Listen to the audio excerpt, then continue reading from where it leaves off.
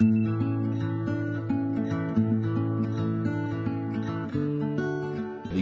Liqui-Grow educational events are valuable to us because it allows us as maybe senior members or owners of the business to go in and get a quick review, a refresher of those things that we have used over the years, but it's time to get brushed up on those topics. So it's a great refresher for those of us and as that have been here for a couple years.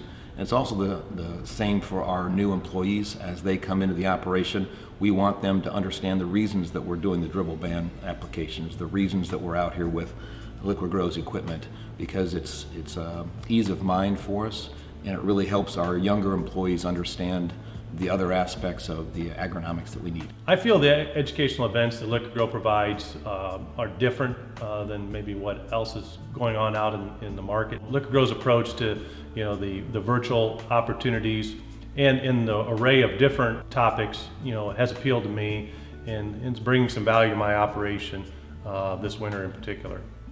They usually bring cutting edge knowledge to my operation that I can use to directly impact either yields and ultimately the gross profit per acre. Really, it's the people. Flat out, it's the people that move my business forward because they are the expertise that I need to be a better farmer. Lead Academy. Liqui-Grow. Excellence. And agronomy development.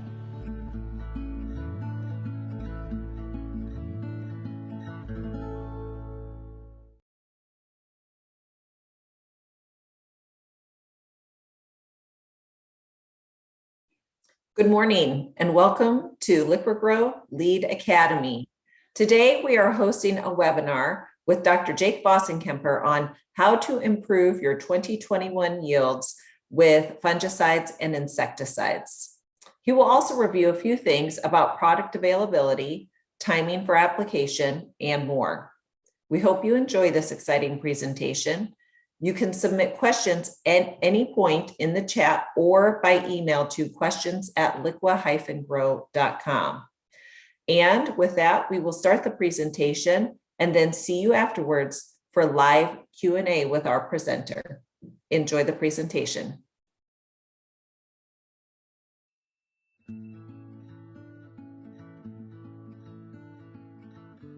Good morning, everyone, and welcome to our Lead Academy webinar.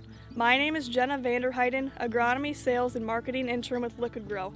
Today I'm out here with Dr. Jake Vossenkemper at our Roseville, Illinois location, and we're going to be discussing fungicide in specific for our 2021 growing season. Dr. Jake, with good corn prices and excellent stands and yield potential, there is a ton of interest in foliar fungicides for corn for 2021.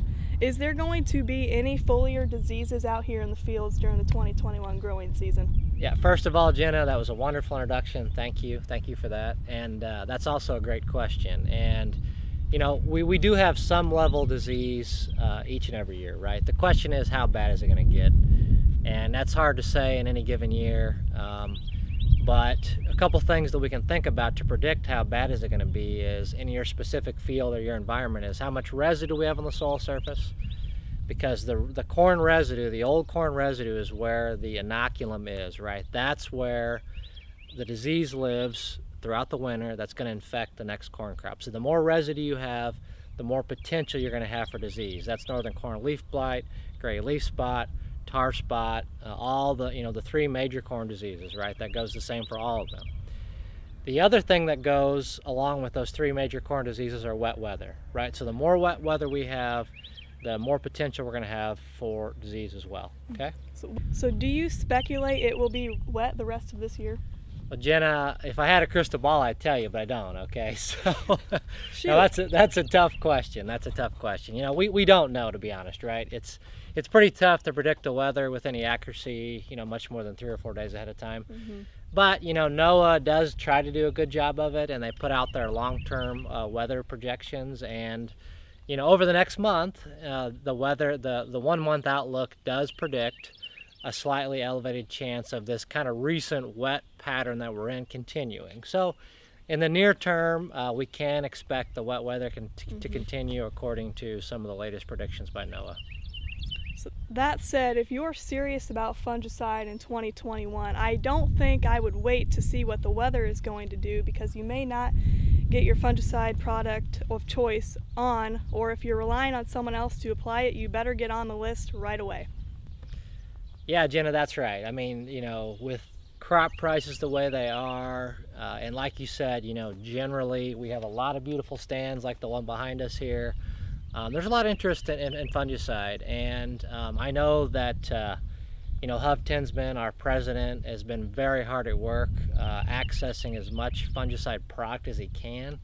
That said, though, I think that if we don't act soon, you may not get the fungicide of choice that you want at minimum, right? So I do think it's important to go ahead and kind of, if you're serious, contact your local Liqui-Grow retailer to kind of get on the list. Dr. Jake, if we can't use weather as a reliable source, what other resources could we use to help predict our fungicide decisions for 2021? Yeah, Jenna, as we talked, the weather can be a tough one, all right?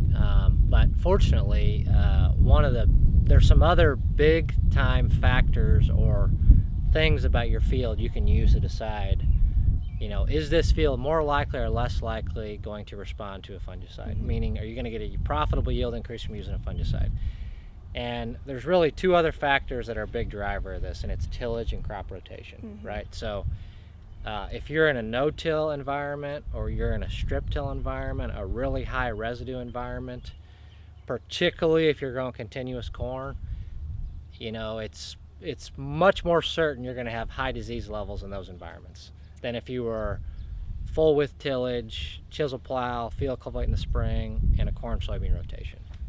So what you're saying is, in no-till or strip-till, if you're growing corn continuously, regardless of the tillage system, you should be using a foliar fungicide? I am, Jenna, that's right. If you're growing corn continuously, even if you're doing tillage, you still have a lot more residue than if you're corn residue than if you're in a corn soybean rotation. You just have more residue in those continuous corn situations. And in some of these high residue environments, with crop prices the way they are, farmers could stand to make $30 to $60 per acre in some of these high residue situations this year with a foliar fungicide. What about corn and soybean rotations with conventional tillage? Yeah, Jenna, in a corn soybean rotation, it becomes a little more tricky or iffy to just use that as a predictor of a positive response, right? So what do I do if I'm in that situation where I chisel in the fall, I field cultivate in the spring, I'm a 50-50 corn rotation, corn prices are high, and what do?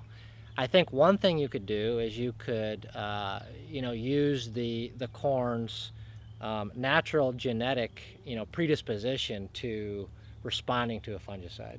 What the heck does genetic predisposition mean? Yeah, let me unpack that for a second, Jenna. That's a good question. All right, so we know from looking at different hybrids' response to corn that some hybrids, we know that there's a physiological response associated with fungicides, right? And we know that some hybrids just tend to respond more to that fungicide regardless of their disease tolerance, right? So I'll use this analogy, right? So, you can have two runners in a race that have trained the exact amount, right? They're both Olympic athletes. They have trained to run races, but one may win just because of their genetics, right? Because they are genetically predisposed to being a better athlete than the other athlete, despite the fact they have trained the same amount of time. So if you're growing two corn hybrids in the same environment, we know from studies that hybrid A may respond more favorably to a fungicide than hybrid B. So with that being said, what about fungicide application timing in corn? Yeah, so before we move on to that, there's one other quick thing I want to say about genetic response. So we're a partner with Winfield United, and we have access to all the answer plot data where they develop their response to scores. And one way to find out if the hybrids that you're growing are responsive to fungicides or not would be to ask your local Liqui-Grow salesman about those response to scores. Jake, you told us why application decisions are so important. Can you tell us a little bit why application timing is also very important? Yeah, Jenna. Application timing for fungicide in corn is a very important decision, all right? And given the situation we're going to be faced with in 2021, it's going to be even more important, right? So let's talk about this for a second. So it's really that time when corn is determining seed number that we want to apply our foliar fungicide. And when is that? That's between about V18 roughly and about R2. So there's this 2 to 3 week window that brackets flowering where seed number is being determined. And that's really all every day, so to speak, is important in a corn's life cycle, but that period is the most important, right? And that's when we want to apply our foliar fungicide. Okay. There's too many cases when we're applying our fungicide at brown silk or later and we've lost some yield potential when we do that, okay? Yep. Now, why is that so important in 2021? It's important because, like we talked about earlier, it might be hard to find a plane, or it might be hard to find someone to apply your fungicide, right? So the sooner you make this decision, the more you can focus on application timing, and the more we're going to be able to maximize yield potential in 2021. So I can't preface enough how important application timing is. And by the way, Jenna, that's why I like Revitec and Veltima, right? I mean, I like the idea of that because it's labeled for pre-tassel fungicide applications. And if you're a farmer who has access to a rig like this Miller behind us, where you can get into VT corn and apply it, or if you're by a Liqui-Grow retailer that has one of these machines that has the time to make in-season applications with these machines, that's an option. No one likes to do it. It's not fun. But you might have to resort to that option in 2021, just because I really don't believe there's going to be enough planes to get the job done. I think that's going to be a logjam for us, particularly in a timely fashion. Now that we know application timing is so important, when can we expect VT to happen? Yeah, Jenna, application timing is important, and that tasseling period is really what we want to focus on. And when is that going to happen? Well, Jenna, that's really going to depend on your hybrid maturity, the planting date that you selected, as well as your specific latitude, right? So it's going to depend. But here at Roseville, we could expect VT to happen somewhere around July 13th, which is a little over a month away now. So it's going to happen pretty quick. But luckily, there was a growing degree predictor or a crop phenology model that was recently developed by the Midwest Regional Climate Center and several universities, and that's a freely available tool that's now online. So if you want to know specifically speaking, when is my crop going to reach that tasseling time period, you can use that tool that's freely available online to help you know specifically where you're at, regarding your planting date, the maturity you planted, when you can expect VT to happen. And we will be providing a link to this GDD tool in the description. What about fungicide products, Jake? We now have 3 different price point tiers of fungicide products on the market today, don't we? We do, Jenna. Yeah, we do. So, recently Corteva, BASF, Bayer have released, new fungicide products. They're their newest fungicide products. So we still have the generics on the market. We've kind of got those old tried and true fungicides on the market. And now we've got a new level of fungicides with a new price point tier and new technology. And how are these companies improving their fungicides? Jenna, there's really several things that are being discussed right now, and it makes sense to me that a longer residual period, in other words, a longer period where you can protect against disease. So some of these products have longer residual periods. Some of these products have increased xylem mobility, right? So if you have the fungicide that's moving in the xylem, it's a little more systemic and the plant's moving a little bit further. You can increase your level of control without having exceptional coverage. And then finally, frankly, there's some new active ingredients that just do a better job at controlling gray leaf spot, for example, right? So the industry is always looking for new and improved ways to increase the efficacy of fungicides. So does that mean farmers should jump on these newer fungicides and abandon what they've been doing in the past? So Jenna, I don't necessarily think farmers need to abandon the old tried and trues. I mean, Delero is now kind of in that mid-tier. It's still a good product. Headline Amp is kind of in that mid-tier. You know, it's still a good fungicide that's been around for a long time. I don't necessarily think they're going away. But I do think it'd be a good idea for farmers to start to look at some of these new technologies, right? So, you know, it is a question though, and I understand. And to address that, those questions that our customers have, I've actually started a study here at Liqui-Grow where we're looking at different tiers of technology or different price points, and you know, is it worth going to the next level of fungicide? Unfortunately, last year was the first year of that study, and 2 of my 3 sites got destroyed by the derecho. So, unfortunately, that study so far, we have it again this year, but the data last year wasn't very good because the derecho literally wiped out 2 of the 3 sites. Luckily, the University of Illinois has taken upon itself to also do a similar study, right? So they have a pretty extensive study involving 10 sites where they also looked at a bunch of different tiers of technologies of fungicide.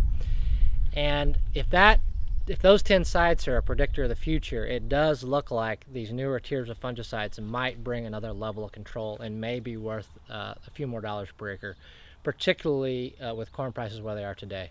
To be a little bit more specific, you know, Delero Complete and Veltima were kind of at the top of those fungicides. And Veltima actually was statistically better yielding than any other fungicide product in that specific study. So it does look like we might be headed to a place where these new fungicides might be worth it.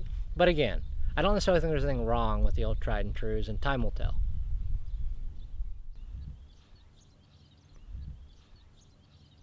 What about insecticides with those fungicides, Jake? Yeah, Jenna, so insecticides in corn, I mean, it's pretty common. We apply an insecticide in soybean, but not so common in corn, or at least I don't recommend it typically, right? So, you know, in corn, we have above ground insect traits, and those above ground insect traits are going to help us out a whole lot with most of the lepidopteran pests in corn. You know, and the other thing is there's really not any other insect pests that are a routine problem in corn. Yes, occasionally we have silk clipping by corn rootworm and by Japanese beetle, but it's pretty rare. And occasionally we can have corn aphids be a problem, as well as stink bugs can be a problem in corn. But again, those situations are pretty rare, and you know, I think unless we know we have a problem because they're so rare, I don't think it's a good idea just to prophylactically apply insecticide in corn. All right. And this is not the case for soybeans, though, right? Yeah, Jenna, that's right. So I kind of just mentioned that, but yes, I mean, there's a big difference between corn and soybean. One of them is that, you know, soybeans don't have above ground insect traits, right? So there's no, you know, natural defense against insects for soybean. The other thing is there really are a couple pests that are a pretty big problem for soybean, and frankly, I don't think we recognize how bad a problem they can be. And those 2 pests are stink bugs and bean leaf beetle. Okay. Really, Jake, it's funny you say that because I didn't realize that bean leaf beetles and stink bugs were that big of an issue in soybeans. Yeah, Jenna, they definitely can be. All right. So again, you know, it's one that we don't, you know, typically recognize as a problem, but the issue is this. Early on, you know, they're in relatively low numbers, so they don't get noticed that much. You know, the problem is with both of those insects, they have multiple generations per year. And with each generation, their numbers tend to grow, right? So by the time we get into, you know, the seed filling period at the end at R5 or so, there can be pretty significant populations of those insects, significant enough that they can reduce yield. Bean leaf beetle reduces yields by, you know, canopy feeding, by feeding on the pods and seeds themselves, and also they vector a virus called bean pod mottle virus. And I've talked a lot about that in the past, not going to get into that today, but the bean pod mottle virus can be a significant reducer of yield in soybean. And the other thing is stink bugs, and stink bugs, you know, they have piercing, sucking mouth parts. They literally stick their mouth parts inside the pod itself and will suck the sugar out of the pod and cause the pod to abort. And you know, that's not always why pods abort, but it can be a problem. You know, Jenna, it only takes about, you know, 1 pod or 2.5 seeds per plant to reduce yields by 1 bushel per acre. And it doesn't take many stink bugs or bean leaf beetle to do enough feeding on those pods to cause that kind of yield loss. And they can be a problem in some cases. Last year, they were a big issue, for example. Right. Jake, you think insecticides are very important in soybeans. What are your thoughts on fungicide? Yeah, Jenna, if you're going to apply a fungicide at R3, I think the insecticide component at R3 is pretty important, all right? And fungicides, Jenna, clearly the wetter the season is, the more likely a fungicide is to pay in soybean, just like corn, right? Because those diseases, fungal diseases in soybean also need wet canopies to thrive and reproduce and infect the plant. Just generally speaking, I've done a lot of research looking at a lot of different products in season for soybean, and the combination of fungicide and insecticide is probably the most consistent and profitable in-season application in soybean that there is. To give you a little more background, I obviously interact and talk to a lot of farmers, and there are a handful of very progressive farmers that I work with routinely that do a really good job at evaluating management. They're very fussy, very picky, and they do a good job of scrutinizing every input decision. And after field testing fungicides and insecticides for several years, it's just something that they do routinely, right? And I would agree. I mean, I would scrutinize fungicide in corn more than I would scrutinize the combination of fungicide and insecticide in soybean. And with soybean prices the way they are in 2021, it's probably something you ought to consider doing. Mm-hmm. So what we've seen in previous years is that fungicide and insecticide applied during R3 is one of the most profitable in-season management decisions that a farmer could make. Jake, could you tell us a little bit more about your fungicide and insecticide research that you've done over the last couple years? Generally speaking, if you look at a bunch of data from various places, we tend to see about a 3.5 to 4.5 bushel yield increase for the combination of the two in soybean, all right? But, what else can you do to predict, or what else can you do to enhance the size of that response, right? And in soybean, we know that we've got kind of two different yield accumulation periods. We've got the seed setting period and we got the seed filling period, right? So things that you can do to enhance the seed setting period would be things like early planting a full season cultivar, using seed treatments. All those things are important for setting lots of seeds. But we also have to fill those seeds during the seed filling period. And to fill those seeds, we need to maintain a healthy canopy late into the seed filling period. And that's what a fungicide helps us do, okay? So I actually did a study where we looked at, intensive early season management with or without intensive early season management, and then with or without a fungicide, okay?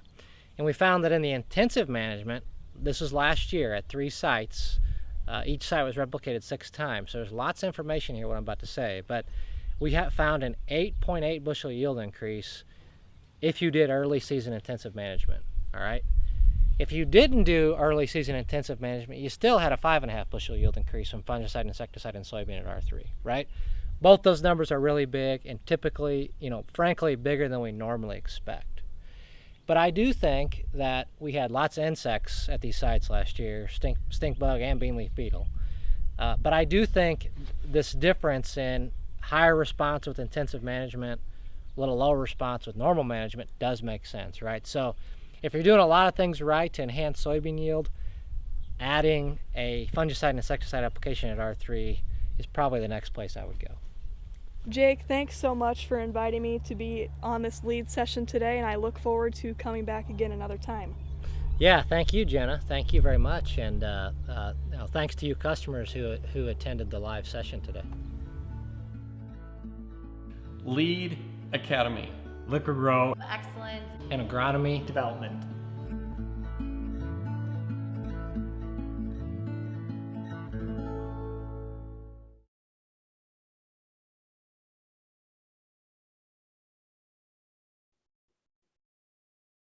Hi, we're back again for live Q&A.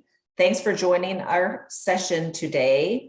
And we have the presenter with us. We have some questions that have come in already for Dr. Vossenkemper, but if you have something to ask, just a reminder that you can either email us at questions@liqui-grow.com, or you can submit a question in the live chat below. So with that, we'll get started. Thanks for joining us today, Jake. You bet, Lisa. Thanks for all those who listened and watched today. So let's get started. The first question that I have here is, I am often told after a hailstorm or a bad wind event that rips and taters leaves, I should apply a foliar fungicide, but others tell me it's a waste of money. What is the correct information? I snicker, Lisa, because whoever asked that question is exactly right. That is a much debated conversation right after a hailstorm, and I probably get it 3 or 4 times a year wherever the hail lands. And so I think there's a reason for the confusion. So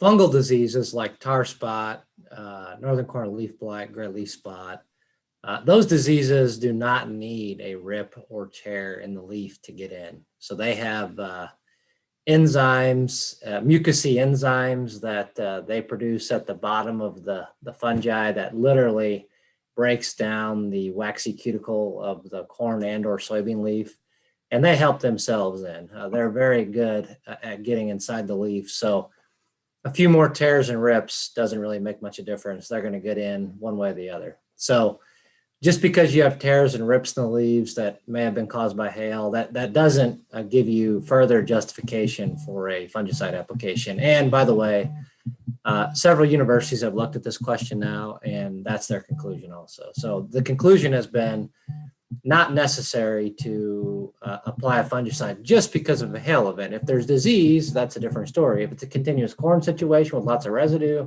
it's a different story. Okay. But the confusion, Lisa, may come in because bacterial diseases like Stewart's wilt, Gauss's wilt, they do need a rip or a tear in the leaf. So yes, bacterial diseases can, rips and tears in leaves caused by hail, those can let bacterial diseases in.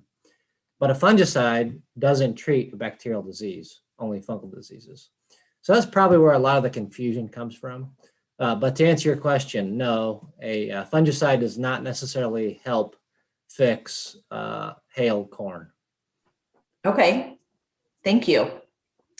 Another question we have here is, what are your thoughts on applying fungicide with post herbicides for corn? Some of the big ag chem companies are pushing this. Yeah, I've heard that. That's been a question that's been out there for, I don't know, a good 5, 6, 7 years now. Folks have been looking at that. And Lisa's, what we find is a couple things. You can get a small yield increase in some situations by applying a fungicide at V5, but we also find that the yield increase is much larger and much more consistent at the tasseling time, okay? So it's not that you can't get a yield increase by applying fungicide at V5, it's just much more likely at tasseling and much more likely to be larger and profitable at tasseling. And then the thing that goes along with that is, well, what about applying both? Mm-hmm. And again, in some situations where you're going to have extremely high disease pressure and you're in a continuous corn, situation, maybe. But the grand majority of information out there does not show that it's economical, even with good corn prices, to, apply a fungicide at V5 plus VT. I do know some growers who do it routinely, and they've had good luck with it. But the large majority of the information suggests that that's not necessary to do. And I'm not sure why some of the big ag chem companies are pushing it other than to sell stuff. But that's kind of my take. Mm-hmm. Okay, great. Thank you. Here's another question we have. We are really dry in NC Central Iowa, and I hear that foliar fungicide can reduce drought stress. Should I apply fungicide now? Yeah, I just had that question yesterday because I was up in North Central Iowa where they're really dry. And no, you should not apply a fungicide just because it's dry. And again, that's another thing that is often kind of promoted by the big ag chem companies, and they even show some data to support it. But my argument is that if it's dry, you probably don't have a lot of fungi anyway, because you need water on the leaf surface to infect the plant. So I just don't, it doesn't add up to me. It doesn't make sense. I have applied foliar fungicide in drought situations and in my own trials, and I often don't see a yield increase whenever it's really, really, really dry. So I don't think that's probably a valid reason to apply a fungicide. Again, if you're in a continuous corn situation, or if you're in a corn soybean situation, you have a highly responsive hybrid, that changes the conversation. But just to apply it because it's dry is probably not a good idea. If it happens to be dry and you go ahead and decide to apply a fungicide and you get something from that, well, that's just an added bonus. But I wouldn't do it just because it's dry. And I sure wouldn't do it at V5 now just because it's dry. Okay. For preventative, you're not recommending. Okay. Okay, thanks. Next question here. You said that foliar fungicides have a physiological effect. I think those are the words you used. Can you explain what that means? Yeah, I probably should have explained that in a little more detail in the live or in the recorded presentation there. But what I'm saying is that fungicides do something to corn plants to allow them to increase their grain yield in the absence of fungal diseases.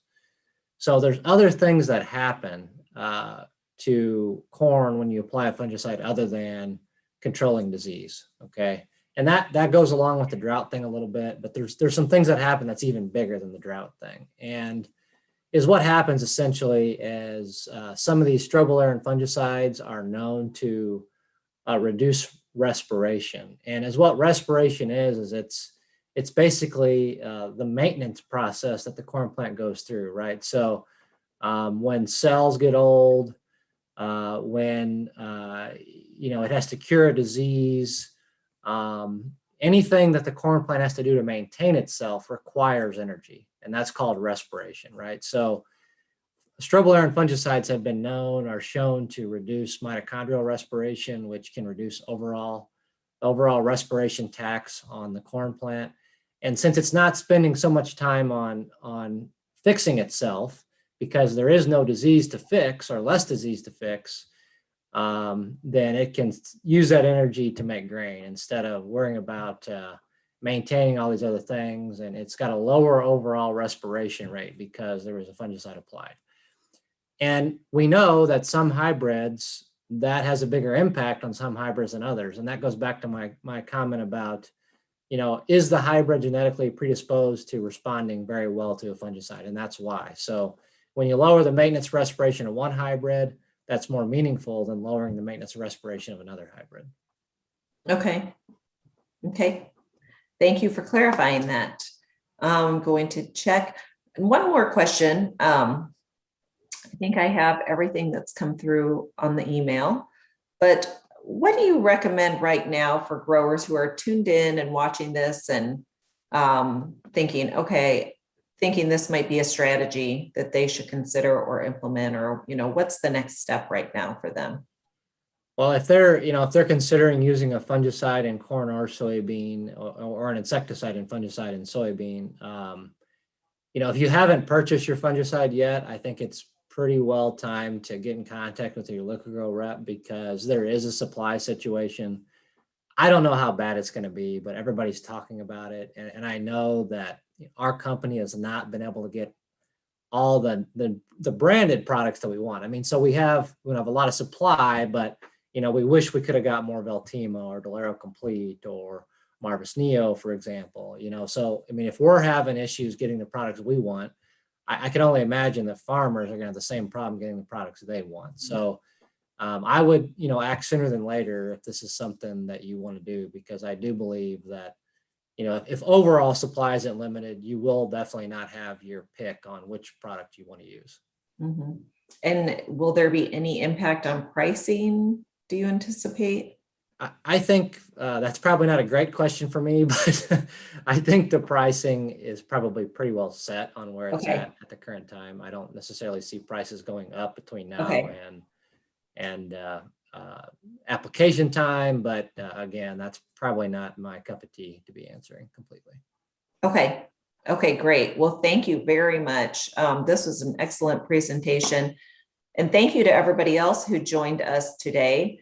If you didn't get a chance to ask your question, or you think of something afterward that you want to send us, you can follow up with your Liqui-Grow sales rep, or you can still email us at questions@liqui-grow.com.